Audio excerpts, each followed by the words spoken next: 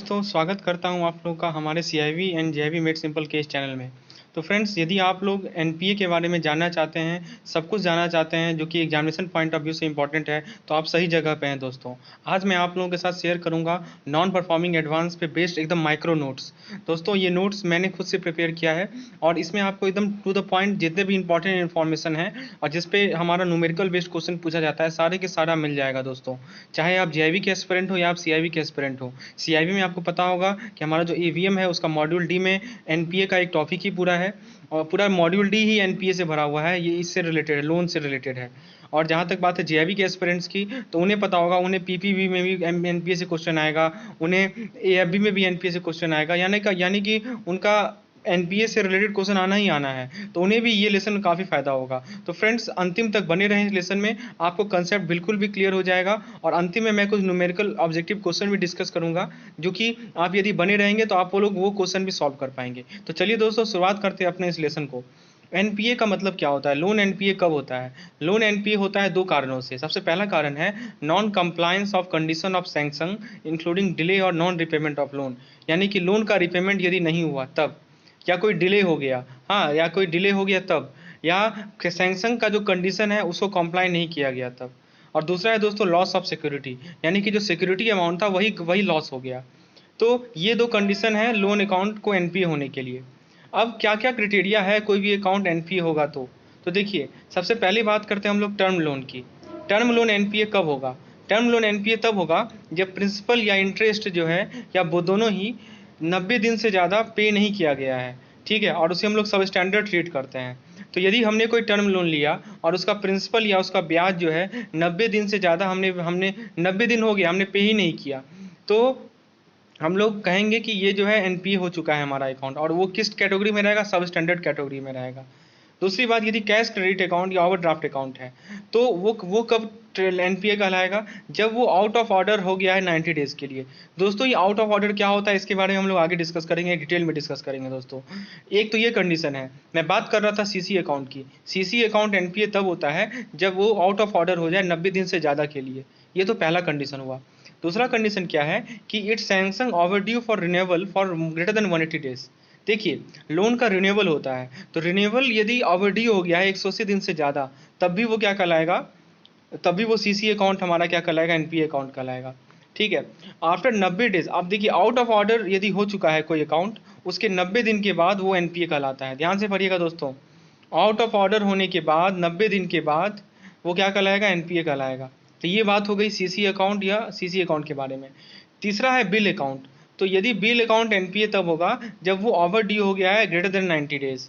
उसके बाद other general account के बारे में, तो कोई भी अकाउंट यदि अमाउंट ड्यू हो जाए 90 दिन से ज़्यादा के लिए ड्यू हो जाए, तो उसे हम लोग सब स्टैंडर्ड ट्रीट करते हैं। अब जरा हम लोग अभी पे मैंने एक टर्म बताया था आउट ऑफ ऑर्डर, आइए इसे समझते हैं। किसी भी ओवरड्राफ्ट अकाउंट में या किसी भी कैश क्रेडिट अकाउंट में आउट ऑफ ऑर्डर का क्या मीनिंग है, आइए समझते हैं। देखिए, यदि कोई कैश क्रेडिट अकाउंट हो या ओवरड्राफ्ट अकाउंट हो, उसका जो बैलेंस है वो सैंक्शन लिमिट से ज़्यादा हो गया या उसका ड्राइंग पावर से ज़्यादा हो गया, तो उसे हम लोग आउट ऑफ ऑर्डर कर देते हैं। मतलब कि उसमें डेबिट बैलेंस, उसमें जितना पैसा जमा करना है उसका बैलेंस, वो सैंक्शन लिमिट से यदि ज़्यादा हो जाए, तो उसे हम लोग क्या क्या कहते हैं दोस्तों? उसे हम लोग कहते हैं आउट ऑफ ऑर्डर अकाउंट।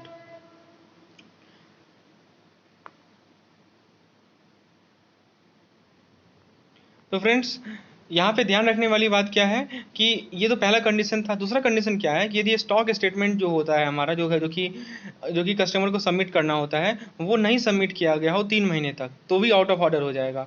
और दूसरी बात क्या है, तीसरी बात क्या है, if no credit in account for 90 days, 90 दिन तक कोई अकाउंट में क्रेडिट नहीं हो, तो भी अकाउंट आउट ऑफ ऑर्डर हो जाएगा। आइए एग्जाम्पल से समझते हैं। जैसे मान लीजिए कि हमारा आउट ऑफ ऑर्डर डेट है 5 जनवरी 2018, तो हमें एनपीए का डेट बताना है। अभी मैंने बताया था कि ऑर्डर आउट ऑफ ऑर्डर होने के 90 दिन के बाद अकाउंट एनपीए होता है। तो आपको क्या करना है? 90 दिन काउंट करना है। तो देखिए, 27 दिन बचा जनवरी का, ठीक है, 5 को लेके 27 दिन बचा। उसके बाद फरवरी का 28 दिन, जो कि 2018 है, ठीक है, और मार्च का 31 दिन, और बचा रह गया अप्रैल का 4 दिन। तो 5 अप्रैल को हमारा जो है एनपीए कहलाएगा वो अकाउंट। आपको समझ में आ गया होगा। आउट ऑफ ऑर्डर डेट से 90 दिन के बाद जो हमारा डेट होता है उससे हमारा अकाउंट एनपीए हो जाता है। अच्छा, तो ये समझ में आ गया होगा इस एग्जांपल से कैसे हम लोग एनपीए का डेट को कैलकुलेट करते हैं, और आउट ऑफ ऑर्डर का भी मीनिंग क्लियर हो गया होगा। ये 3 कंडीशन जो मैंने समझाया है, ठीक है। तो उम्मीद है एक एक चीज़ आपको क्लियर हो रहा होगा। अब हम लोग देखते हैं कि कोई एग्रीकल्चर लोन है तो उसका उसमें एनपीए का क्या मतलब होता है। देखिए, अभी तक हमने क्या देखा, 90 दिन का इरेगुलरिटी पीरियड होता था और सभी लोन में। लेकिन यहाँ पे ना हम लोग क्रॉप सीजन को कैलकुलेट करते हैं, period of 2 crop season for short duration crop. यदि हमारा शॉर्ट ड्यूरेशन क्रॉप है तो 2 क्रॉप ड्यूरेशन का पीरियड, और यदि लॉन्ग ड्यूरेशन क्रॉप है तो एक क्रॉप सीजन को। जैसे मान लीजिए शॉर्ट ड्यूरेशन क्रॉप क्या हो गया, जैसे अप टू, देखिए शॉर्ट ड्यूरेशन क्रॉप के केस में अप टू 12 मंथ, और लॉन्ग ड्यूरेशन क्रॉप वो होते हैं जिनमें 12 महीने से ज़्यादा लगता है दोस्तों, ठीक है। तो ये हमें कहा गया है farm credit in agriculture loan, ठीक है। उसके बाद आप देखिए कुछ लोन होंगे जो कि लिक्विड सिक्योरिटी पे दिए जाएंगे। कैसे? जैसे मान लीजिए कि बैंक डिपॉजिट, आपका बैंक में एफडी है, उसके अगेंस्ट आपको लोन दिया गया। दूसरा आपका नेशनल सेविंग सर्टिफिकेट है, उस पर लोन दिया गया, या आपका एलआईसी पॉलिसी है, उस पर लोन दिया गया, ठीक है। तो ये कब एनपीए होगा? ये तब एनपीए होगा जब अकाउंट डज नॉट बिकम सब standard if balance is less than the value of security. देखिए, इन सिक्योरिटी का कुछ वैल्यू होगा, ठीक है, और आपका जो अकाउंट में बैलेंस है, जो लोन का बैलेंस है, वो क्या होना चाहिए, इस सिक्योरिटी के वैल्यू से कम होना चाहिए। और जैसे ही बराबर होगा, ठीक है, तब ये सब स्टैंडर्ड कैटेगरी में आ जाएगा दोस्तों। चलिए, तो हमने फार्म क्रेडिट में क्या देखा?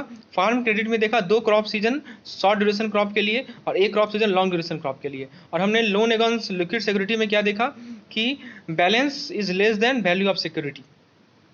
अब दूसरी बात दोस्तों, अब तो हमने एनपीए के बारे में समझ लिया, एनपीए होता क्या है, क्या कंडीशन होता है एनपीए होने का different different types of account में, जैसे कि term loan, CCOD account, agriculture account. फिर हमने देखा ये बैंक का जो सिक्योरिटी होता है लिक्विड सिक्योरिटी, उसके केस में तो हम लोग हर एक केस को डिस्कस कर लिया। अब प्रश्न ये उठता है कि रिकवरी कैसे किया जाए। तो मान लीजिए कोई भी एनपीए अकाउंट है, उसका जितना भी ड्यू अमाउंट था वो हमने रिकवर कर लिया, तो क्या होता है कि उस अकाउंट को अपग्रेड कर देते हैं हम लोग स्टैंडर्ड कैटेगरी में।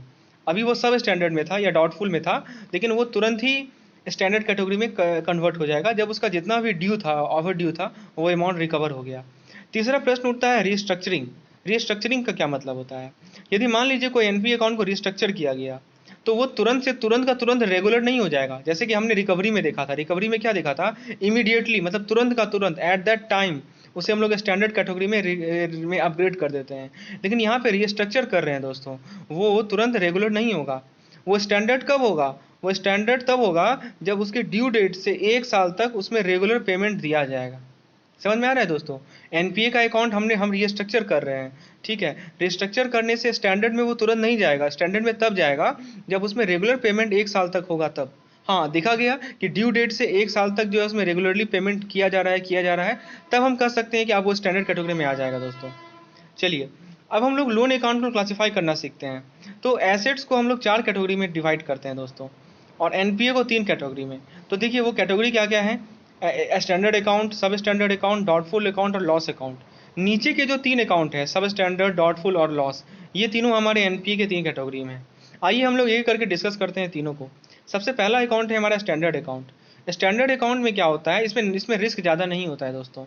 यदि कोई भी अकाउंट रेगुलर है या आउट ऑफ ऑर्डर है या ओवर ड्यू है, तो उसे हम लोग स्पेशल मेंशन अकाउंट में कैटेगराइज करेंगे इन स्टैंडर्ड कैटेगरी में, ठीक है दोस्तों। अकाउंट इरेगुलर कब होता है? जब 90 दिन तक उसमें पेमेंट नहीं होता है। मैं बता रहा हूँ, मैंने बताया था आपको। फिर मैंने अभी ये भी समझाया था कि आउट ऑफ ऑर्डर का क्या मीनिंग होता है दोस्तों। हमने 3 कंडीशन यहाँ देखे थे आउट ऑफ ऑर्डर का, फिर से रिवाइज कर लें उससे, ठीक है। कि ओवरड्राफ्ट सैंक्शन लिमिट से जो है इमीडिएटली, फिर 3 महीना स्टॉक नहीं सेटलमेंट किया गया, या क्रेडिट नहीं है 90 दिन तक, तो ये आउट ऑफ ऑर्डर कहलाएगा। तो देखिए दोस्तों, स्टैंडर्ड अकाउंट में भी एक स्पेशल टाइप ऑफ अकाउंट है जिसे हम लोग स्पेशल एसएमए अकाउंट कहते हैं, ठीक है। एसएमए का फुल फॉर्म हुआ स्पेशल मेंशन अकाउंट। ये कब एसएमए अकाउंट होता है? जब कोई भी अकाउंट इरेगुलर हो या आउट ऑफ ऑर्डर हो 90 दिन के लिए। आइए हम लोग इसका कैटेगरी देखते हैं। एसएमए 0, पहले से लेके फर्स्ट से लेके 30 दिन तक यदि कोई अकाउंट इरेगुलर है या आउट ऑफ ऑर्डर है, तो उसे हम लोग एसएमए 0 में डालेंगे। एसएमए 1 कब होगा? जब 31 से लेके 60 डेट होगा। और एसएमए 2 कब होगा? जब 61 से लेके 90 डेट तक होगा। तो उम्मीद है आपको इस एसएमए अकाउंट का मीनिंग क्लियर हो गया होगा। चलिए, दूसरा कैटेगरी था हमारा सब स्टैंडर्ड अकाउंट। यदि कोई स्टैंडर्ड अकाउंट इरेगुलर है 90 दिन से ज़्यादा के लिए, तो वो सब स्टैंडर्ड में आ जाता है। मतलब कोई भी एसएमए अकाउंट भी सब स्टैंडर्ड में कन्वर्ट हो जाता है, कब? 91st डे को, ठीक है। अब प्रोविजनिंग पर्पज से सब स्टैंडर्ड अकाउंट को क्लासिफाई किया गया है दो पार्ट में, एक है सिक्योर्ड सब स्टैंडर्ड और एक है अनसिक्योर्ड सब स्टैंडर्ड। सिक्योर्ड सब स्टैंडर्ड कब कहलाता है कोई अकाउंट, जब किसी अकाउंट का सिक्योरिटी वैल्यू जो है 10% से का ही था, ठीक है, सिक्योरिटी वैल्यू मैक्सिमम कितना था 10%, मतलब 10% से कम था सैमसंग टाइम से लेकर, तब वो अनसिक्योर्ड कैटेगरी में कहलाएगा। ठीक है दोस्तों, तो इसीलिए हम लोगों ने प्रोविजनिंग पर्पज से सब स्टैंडर्ड अकाउंट को दो पार्ट में डिवाइड किया, सिक्योर्ड सब स्टैंडर्ड और अनसिक्योर्ड सब स्टैंडर्ड, और अब मैंने अनसिक्योर्ड सब स्टैंडर्ड का मीनिंग आपको समझा दिया। अब तीसरा जो कैटेगरी था वो था हमारा डॉटफुल अकाउंट। डॉटफुल अकाउंट क्या होगा, यदि कोई भी अकाउंट सब स्टैंडर्ड 12 महीना से ज़्यादा तक हो जाए तो वो डॉटफुल में आ जाता है। आइए एग्जाम्पल समझते हैं। आउट ऑफ ऑर्डर होने का डेट दिया गया है 12 नवंबर 2016। एनपीए का डेट बताओ, ये तो हमने पहले भी देखा है कि एनपीए जो है 90 दिन बाद होता है, तो आप 90 दिन इसमें जोड़ लीजिए तो आपको मिल जाएगा 10 फरवरी 2017। ठीक है दोस्तों, 10 फरवरी 2017 को वो एनपीए डेट हो जाएगा। उसके बाद 31/3/18 को उसका क्लासिफिकेशन करना है हमें, तो 31/3/2018 में आप खुद देखिए, ये तो 12 महीना से ज़्यादा है ना दोस्तों। 12 महीना से ज़्यादा, मैं क्या समझा रहा हूँ आपको कि यदि कोई भी अकाउंट सब स्टैंडर्ड है 12 महीना से ज़्यादा, ठीक है, तो वो हमारा क्या कहलाता है, डॉटफुल अकाउंट कहलाता है। तो ये 12 महीना से ज़्यादा सब स्टैंडर्ड है, तो इसीलिए जो है हमारा वो क्या कहलाएगा, डॉटफुल अकाउंट कहलाएगा। ठीक है दोस्तों, तो ये उम्मीद है आपको कंसेप्ट क्लियर हो गया होगा। अब देखिए, डॉटफुल अकाउंट को भी तीन पार्ट में डिवाइड किया गया, डॉटफुल 1, डॉटफुल 2, डॉटफुल 3। डॉटफुल 1 कब होता है, जब जब कोई भी डॉटफुल अकाउंट एक साल के लिए डॉटफुल हो, ठीक है, मतलब 12 महीना तक तो सब स्टैंडर्ड रहा, उसके बाद वो डॉटफुल में आएगा, और एक साल के लिए अगले एक साल तक वो डॉटफुल 1 में रहेगा। तो डॉटफुल 1 टाइप ऑफ अकाउंट का जो लाइफ टाइम है वो है 1 ईयर। डॉटफुल 2 कब होगा, कि जब कोई भी अकाउंट डॉटफुल हो एक साल से ज़्यादा के लिए, तो कब तक, 3 साल तक, तो इसका लाइफ कितना होगा, 2 साल का लाइफ है। और डॉटफुल 3 क्या कब होगा, जब जितना भी जो भी डॉटफुल अकाउंट एबव 3 ईयर होते हैं वो हमारे डॉटफुल अकाउंट थर्ड कैटेगरी में आते हैं, और इनका लाइफ अनसर्टेन होता है। और चौथा जो कैटेगरी था दोस्तों वो था लॉस अकाउंट। लॉस अकाउंट क्या होता है, मान लीजिए कि किसी लोन, आपने किसी लोन को सैंक्शन किया और उसका जो सिक्योरिटी था वो खो गया, वो लॉस हो गया दोस्तों। एवन इफ, जबकि यहाँ तक कि उसमें रेगुलर पेमेंट था तब भी, मतलब उस लोन अकाउंट में रेगुलर पेमेंट हो रहा था, लेकिन फिर भी जो है आपके द्वारा क्या हुआ कि आपने सिक्योरिटी को खो दिया, ठीक है, तो वो अकाउंट इमीडिएटली लॉस अकाउंट में हो जाता है। ठीक है, वैसा अकाउंट जिसका सिक्योरिटी लॉस जो है 90% से ज़्यादा हो, जैसे मान लीजिए कि 100 करोड़ का सिक्योरिटी था, ठीक है, तो 100 करोड़ का सिक्योरिटी था और आपने 90 करोड़ 91 करोड़ का सिक्योरिटी खो दिया, लॉस हो गया दोस्तों, तो वो एवन दो उसका पेमेंट हो रहा है लेकिन फिर भी वो लॉस अकाउंट में आ जाएगा, ये समझने का प्रयास कीजिए आप। ठीक है, और दूसरा कंडीशन क्या है, हर एक वो डॉटफुल अकाउंट जिसका सिक्योरिटी लॉस 50% से ज़्यादा है वो हमारा लॉस अकाउंट में आ जाता है। तो उम्मीद है दोनों चीज़ आपको क्लियर हो गया होगा। चलिए, ये था हमारा डिफरेंट टाइप्स ऑफ अकाउंट का कैटेगरी। अब हम लोग दूसरे सेगमेंट पे आते हैं, अब प्रोविजनिंग कैसे किया जाए। अब लोन अकाउंट का प्रोविजनिंग को समझते हैं। आखिर प्रोविजनिंग होता क्या है दोस्तों, ये होता क्या है कि ये यहाँ पे हम लोग एक इस पे सेपरेट फंड क्रिएट करते हैं। कैसे, पीएल अकाउंट को डेबिट करके, ताकि हम लोग फ्यूचर में जो लोन का लॉस होने वाला है उसको हम लोग मीट कर सकें। हमें पता है कि ये अकाउंट लॉस में चला गया है, अब ये तो बर्बाद होगा ही, तो इसका जो हम लोग कंपेंसेशन है वो कहाँ से करते हैं, अपने प्रॉफिट एंड लॉस अकाउंट से करते हैं, उसको डेबिट करके। तो एक सेपरेट फंड बनाया जाता है जिसे हम लोग प्रोविजनिंग कहते हैं। अब हम लोग आइए प्रोविजनिंग रेट देखते हैं। सबसे पहले स्टार्ट करते हैं स्टैंडर्ड अकाउंट का। सबसे पहले, इससे पहले कि मैं समझाऊं आपको ये समझना होगा कि प्रोविजनिंग को कहाँ पे डाला लिखा जाता है, बैलेंस शीट में। तो याद रखिएगा दोस्तों, बैलेंस शीट में शेड्यूल नंबर 5 में अदर लायबिलिटी के पार्ट में इसे शो किया जाता है। ये पॉइंट काफ़ी इंपॉर्टेंट है, इस पर बार बार क्वेश्चन पूछा जा चुका है, खासकर जेआईबी के एस्पिरेंट इस बात को ध्यान देंगे। दूसरी बात, यदि सीएआर का बात है, सीएआर यानी कि कैपिटल एडिक्वेसी रेशियो, ठीक है, तो कैपिटल एडिक्वेसी ये सीआईबी वाले स्टूडेंट के लिए इंपॉर्टेंट है। जहाँ तक कैपिटल एडिक्वेसी की रेशियो का बात है, हमने बताया था टायर 1 कैपिटल, टायर 2 कैपिटल, तो ये जो प्रोविजनिंग रेट है ये टायर 2 कैपिटल का हिस्सा है, ये आप लोग ध्यान रखेंगे दोस्तों। तो पहला पॉइंट जेआईबी एस्पिरेंट के लिए इंपॉर्टेंट है और दूसरा पॉइंट सीआईबी एस्पिरेंट के लिए इंपॉर्टेंट है। अब हम लोग कुछ रेट्स को देखते हैं, ठीक है।